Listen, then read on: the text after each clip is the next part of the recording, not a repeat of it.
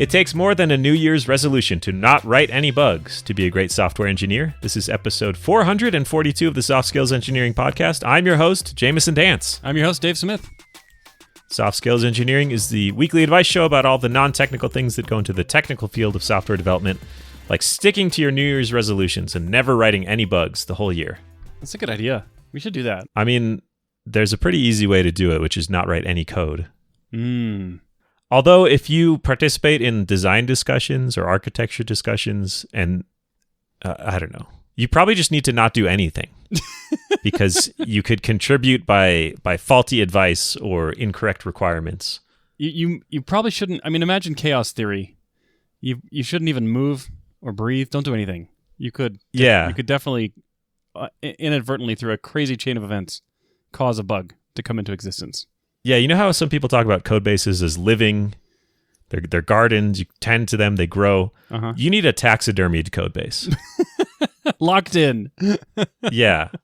Throw some glue on it. I don't know what they do with taxidermy. Probably not Craggle. that. You need to craggle your code base. Yeah, craggle the code base, yes. That's not what this show's about. This part of the show is about thanking our patrons. Dave, do you want to do that? I do. All right, these wonderful people are contributing at the level where we shout them out. We have 2 one-time shout-outs. We have Charles and Hi, Tibor. We're never going to give you up, never going to let you down, never going to run around and desert you. And those that contribute at the level where we shout them out every week, they are, you wouldn't marry a dog, so why would you date a dog? Never going to give you that'll up. make me laugh the first time I read it, but I'll be stone-faced the next time. Okay.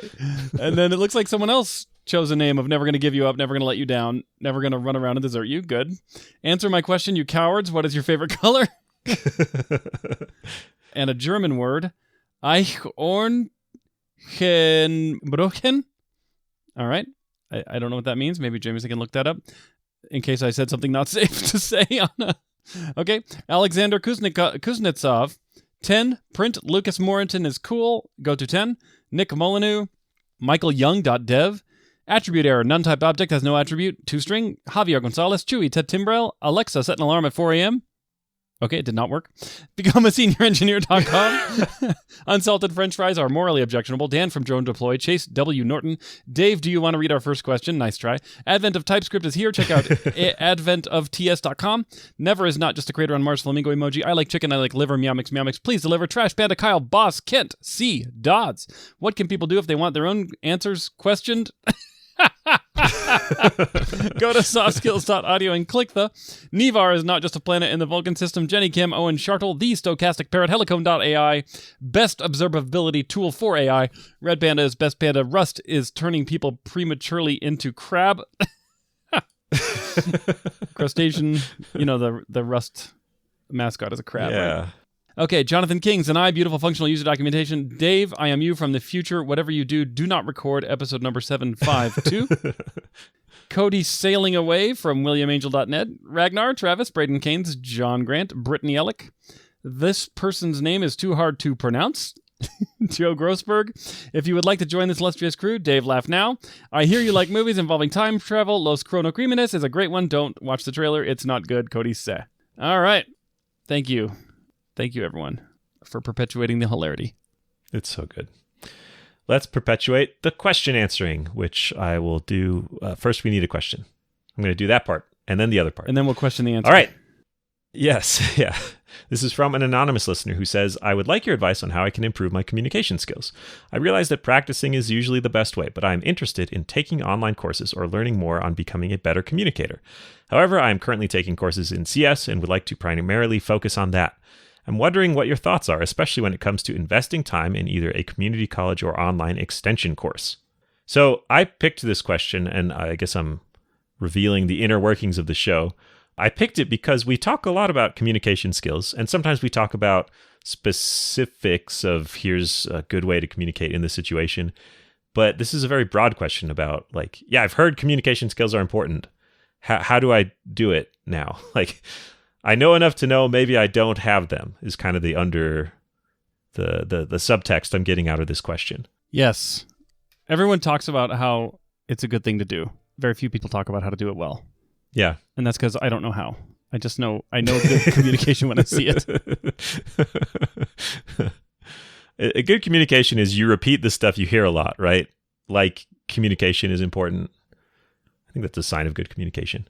Well, what do you think? What's some general advice on how to improve as a communicator overall? Well, I can tell a funny story where I failed to communicate properly.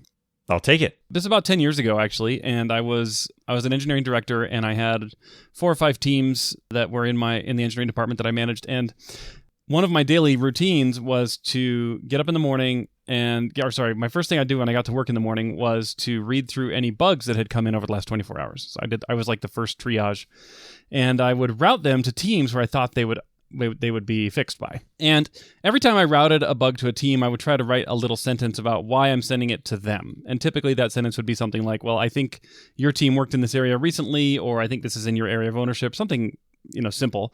And then here's where I got in trouble. I meant to communicate. I want you, this team, you can choose what the priority should be for fixing this bug. I specifically was trying to give them the autonomy to choose whether to drop everything and fix it now, or whether to push it into a future date and fix it at some later point. But the words that I chose misled about half the managers into thinking I meant drop everything and fix this now. And I realized that there was ambiguity in the way that I worded it. And so here's what I said. I said, okay, I'm assigning this bug to your team. Here's why I'm assigning it, ...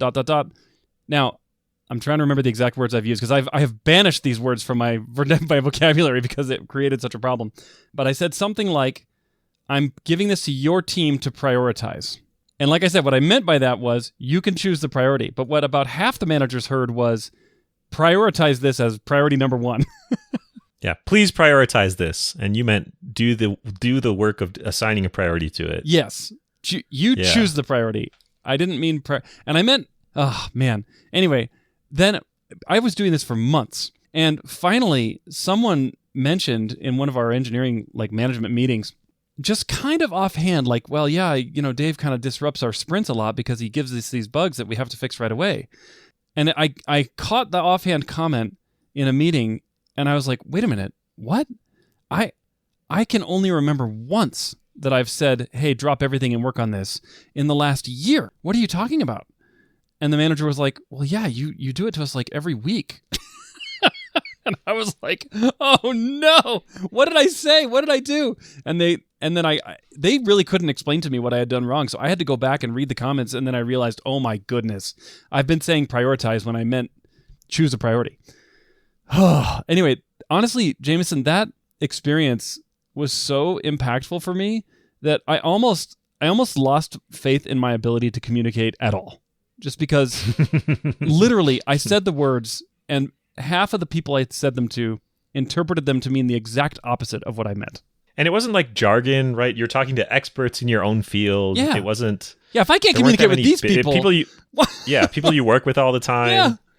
Oh, yeah. What hope do I have? I mean, it honestly devastated me for a little while.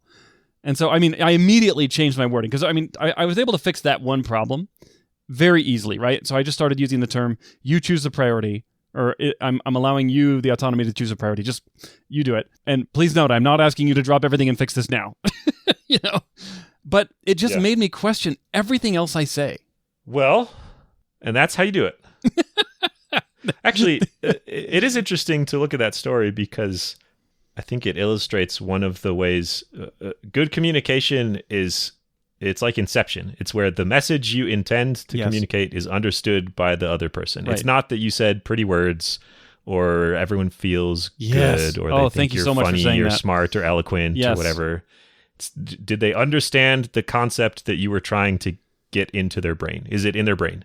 Exactly. Did they reconstruct the same image, information that you had in your mind in their mind? And the answer, of course, is always no. But did they get close enough? Yeah. And you mentioned that the purpose of communication is not to make someone feel good, but actually, the way that I view communication is that there's kind of there's a base level that we just talked about, which is did the proper image / information get reconstructed in their mind as close enough to what was in my mind? That's like the first rung on the ladder. But there's another rung on the ladder, which actually is, do they feel good? Yeah, like, do we have a good working relationship? Yeah, Like, exactly. do they think I understand them? Do they think I'm competent? And And this is like it's a whole other level of challenge, because if you do manage to get that information transmitted accurately enough, but they hate you, it doesn't. It might not matter how accurately you transmitted the information, because there's this other gooey, squishy human experience side of the communication. yeah, that's true. If they understand it clearly because you treat them like little idiot babies, and dumb it down so much. I've published a picture book that's meant for 5-year-olds to tell you how to build this feature. I think you just described like presentations to executives. Like, no, less detail, more abstraction. Yeah, summarize it more. More pictures, less words. Okay, I guess. Money good. Yeah, that's my presentation. Money go up. Yeah, money good. Need go up, but down actually. Yeah, that's fair. I think we're kind of talking around part of it, but a big part of communication is kind of checking for understanding or modeling what someone already knows in your head. Like, to communicate well with someone, you need to have some indication either from your own brain simulating their brain or actually confirming that they understand what you're trying to say. Yes. Which is why I like to administer a written proctored test after every conversation. And then you ask for a net promoter score at the end of the test. Yes. Would you recommend this test to a friend? Yeah. Would you recommend talking to Jamison to a friend? Ooh, my ENPS is in the toilet. Yes. I better make the test more comprehensive to figure out what's clearly wrong. That's the problem. I need more data.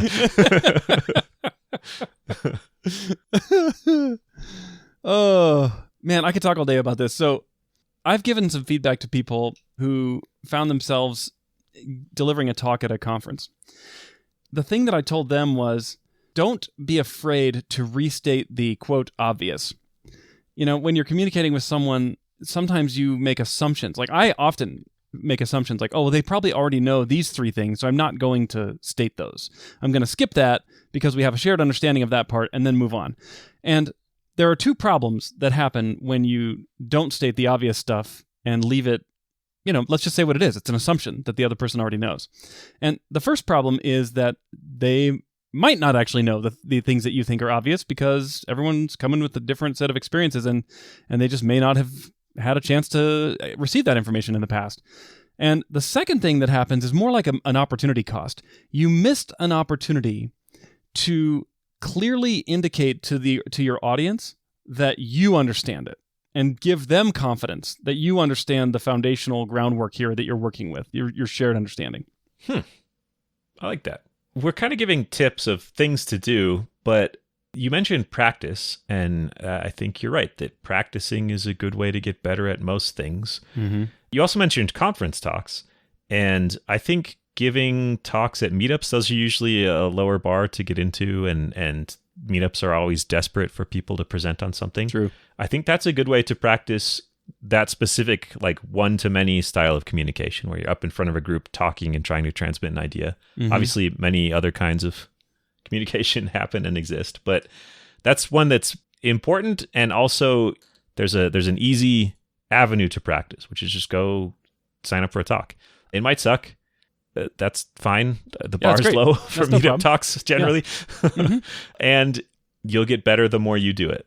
I love that. Jamison, I think giving conference talks and meetup talks, just basically speaking in front of an audience, is a underrated tool for getting better at communication overall.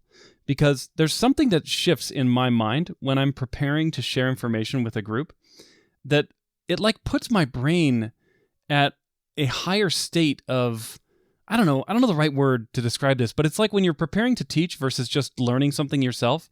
I don't know what it is. I'm sure you've experienced this, but my mind is at a heightened state of awareness, of comprehension, of what really are the concepts here, and I learn way better. You make all these connections and throw away all these ideas that are like, you're not going to put them in your presentation, but they're interesting. Yeah.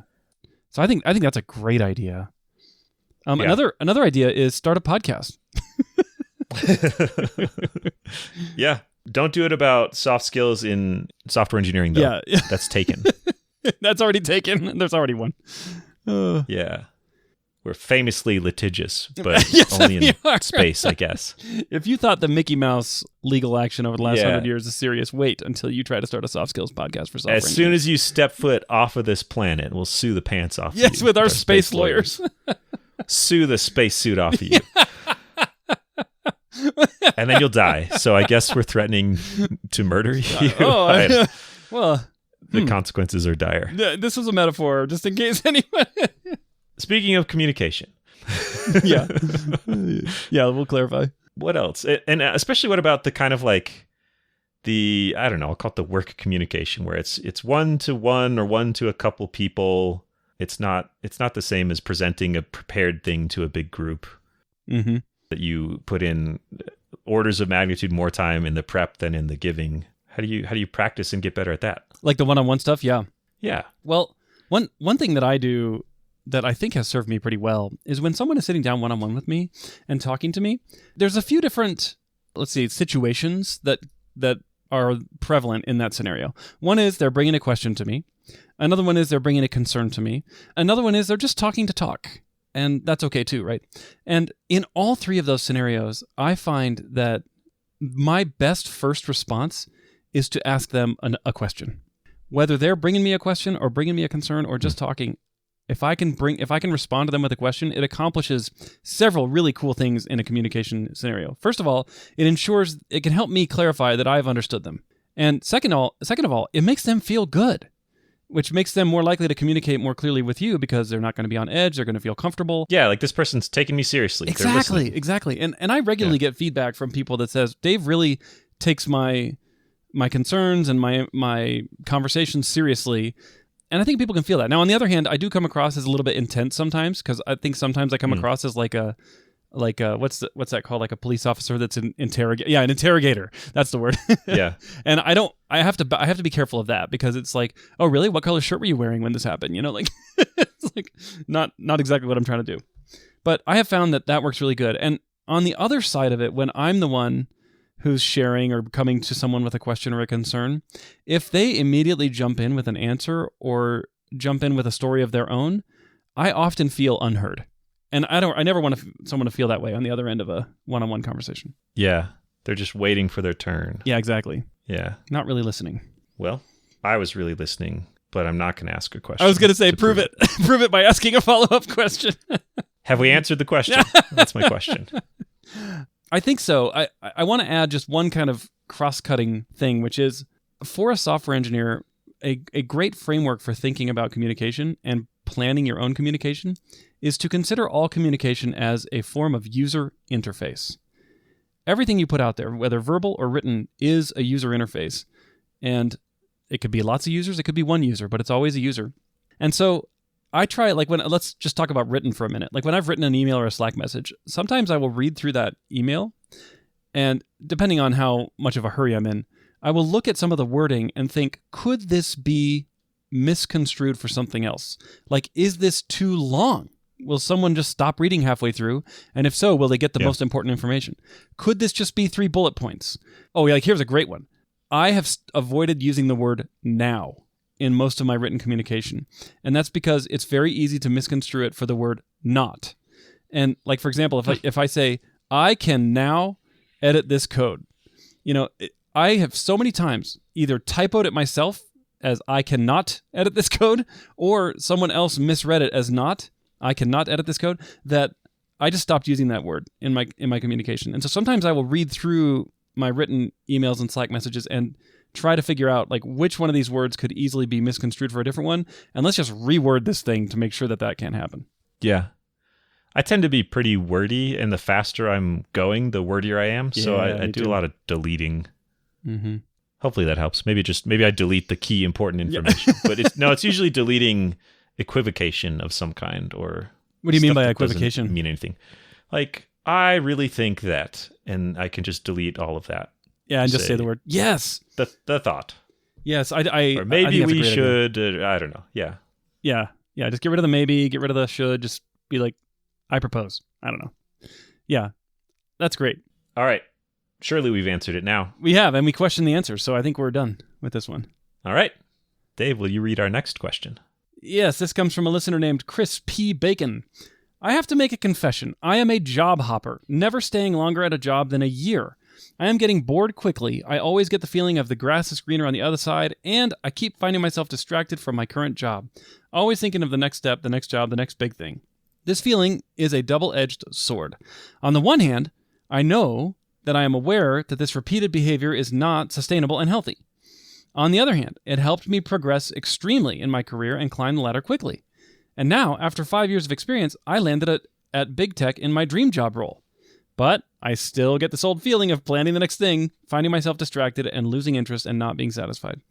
I want to stay at the job and keep earning the big bucks for my family. What can I do to get rid of the grass is greener syndrome? Never staying longer at a job at a year. I get bored quickly. I feel like a year isn't even enough to do anything real. Maybe that's, I don't know. Maybe I'm revealing how slow I am or something like that. But maybe that's an old age thing. Yeah, maybe it is an old age thing too. I think I did hop jobs. I feel like my tenure has increased as I have gotten older. So some of this is just normal at the beginning part of your career, especially if you think like you're looking for a job that fits your needs and circumstances, and you know the least you'll ever know at the beginning of your career about the breadth of possibilities out there. Yeah. So the odds are that you'll find something in your first job that just is great is probably small, especially given that you don't know what great is. So I don't know. I think it's normal to hop a little bit more at the beginning while you're trying to figure out what do I like. Yeah, for but sure. If what you like is always like not what I have, I guess that's the problem. Well, yeah, and that's the Monty Hall problem, right? I mean, like, Monty Hall problem, of course, is the game show where you have 3 doors to choose from, and behind 2 of the doors, there's nothing, and behind one of the doors, there's a prize. And when you pick one of the doors, the host will say, okay, you've selected one door. I am now going to open one of the other doors that has nothing. You can then see that, and now you have more information than you had when you started. And the question is, should you change your answer to the one remaining, to the other door that hasn't been opened? The answer is yes, and for a reason. Yes. Yeah. I don't believe it, but it is. Yeah, it's not intuitive, but the answer is yes. And I remember when I learned about this, I wrote a bunch of code to simulate it like thousands of times. And sure enough, it does increase your odds like by 5 or 10 percentage points of getting the prize. But the reason it works is because your field of options has been shrunk. And so when you're at a job and it's your first job, that's like picking the first job out of 1,000 that were possibly available to you, in a theoretical world. The chances that you picked the right job for that first job were 1 in 1,000. And then for your second job, the chances that you picked the right job is 1 out of 999. So that's better odds. So you should switch.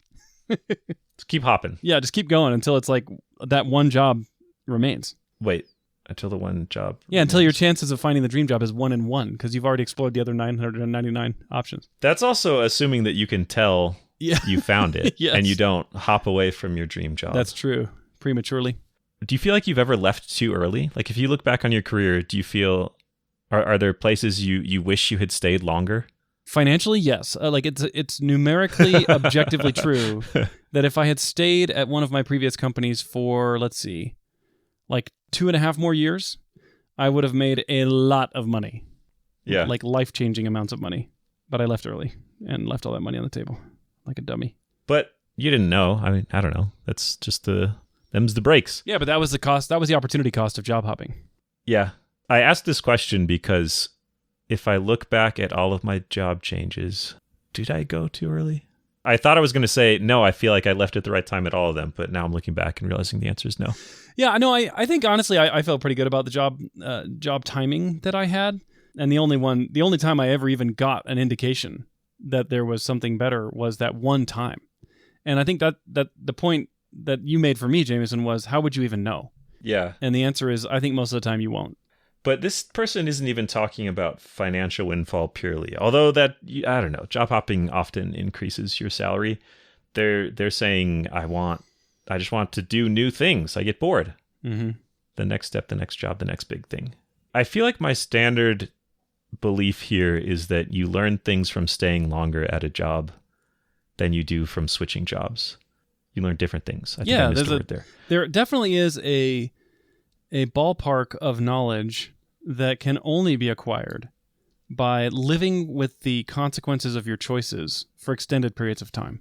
Or even others, right? Like, it doesn't even have to be your choice. It can be someone else's decision that they pushed for, and you just get to see it work out.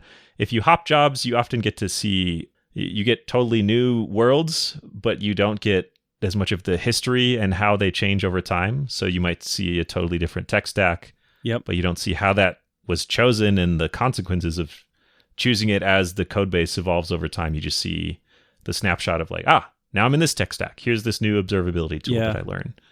And I remember I definitely learned this at a company I stayed at for 5 years, where we went through at least three front-end web frameworks in that time. And all three of them seemed amazing for the first couple of months, and maybe even for the first 6 months. And it wasn't until probably the year mark before we were like, oh boy, this is a mess. Like, this is not good. Yeah. You can make a mess in any framework. Turns out, yeah. Some of them just help you a little more making messes. Yeah. Yeah. No advice is universal. So there's probably someone who can switch jobs every year for their whole like 20, 30-year tech career and climb the ladder every time and achieve better things every time. Mm-hmm. But I feel like part of what gives me satisfaction out of work is accomplishing big things. Mm-hmm. And sometimes those big things take a while. So maybe looking at it not just as like, what's the new cool thing I can do, but like, what do I want to get done here? What do I want to be able to point back to and say, I did this thing, and it took a couple of years. It was a big vision and I achieved it. Yes. Versus, I don't know, I cranked out these features and I don't know, I hired a couple people and then I bounced. And I love that. That was exactly one of the things I was going to say, which is change your focus from what can I get out of this situation right now to what are the long-term project outcomes I want to achieve. And the natural byproduct of that mindset shift will be that you'll have longevity at places. Yeah. I think it takes a while to build trust too. I mean, if you join as the one of 3 engineers, then you just kind of get trust because there's nobody else to do it. Yeah. But a year feels like just long enough to you've demonstrated what you can do enough for people to expect things of you. And then if you leave, then you don't get to cash in on all the trust you've built up necessarily to take bigger risks or bigger bets. Yeah, I think that makes a lot of sense. So I have some very specific advice for someone who, like this question asker, finds themselves at a big tech company. And I read between the lines a little bit here on the question, but it seems like they don't want to walk away from the big earning that they've got at this tech company, which makes sense to me. So one way to do that, and actually a strategy that I employed when I was at a big tech company, was rather than looking for a job outside of the company, these big tech companies are so big, you can transfer within the company and find great options to reset that feeling of, oh no, the grass is greener somewhere else. And that worked great for me. I ended up working on, I guess in 4 years at a big tech co, I ended up working on basically like 2 different organizations and 3 different major projects. And that was awesome for me. It was great. I spent a little over a year. The timing wasn't uniform for each of them, but it helped me to reset every time I moved to a new team or project. And it like reset the clock for me because I'm also kind of a job hopper. Like I get bored easily and I'm always looking for grass is greener and other opportunities. But transferring within a big tech company achieved everything that I wanted to achieve by jumping to another company. And I didn't have to let go of any of the big tech paycheck. Yeah. I know that's an option. I think I've said those words too, to tell people to do it. I never did it. When I was at a big tech company, a big mega company, my role changed slightly, but it was the same spot, the same team. How long were you there? 3, 4 years, a little less than 4 years. That's pretty cool. Like you worked on essentially the same project for 4 years straight? Basically, yeah. I got more responsibility, but I never just switched to a totally different thing. Maybe that's a thing I should have explored more instead of just telling other people to explore it. I would have more dollars if I had stayed this whole time also. Yeah, me too. For sure, me too. A lot more, actually. Lots of money. Yeah. But I'm happy with the choices I've made. And plus, we have all those Patreon contributors to pay for my yacht. That's true. It went from Big Tech Co. paying for the yacht to Patreon. It's great. It doesn't pay for the yacht. But also, I live in a landlocked state, so... There's nowhere to put the yacht. Jamison had a pond constructed in his backyard, and the yacht floats on it. It's pretty cool. Boy, are my neighbors mad. Yeah. Actually, my backyard neighbors have a boat, and they have it's like a wakeboarding boat, so it has those giant rear-facing speakers. I don't know if you've seen them. I have. They look like guns or something. I don't know.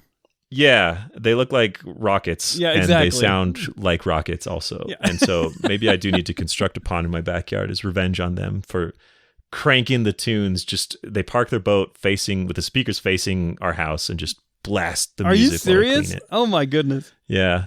Have you read your HOA covenants to make sure there's no rule against parking a yacht in a pond on your own property? Because that would be awesome. The first rule of the HOA where I live is there's no such thing as an HOA where I live. So perfect. Well, hence why your neighbors can blast their rocket speakers at your house. Oh, I'd way rather have that than an HOA, though.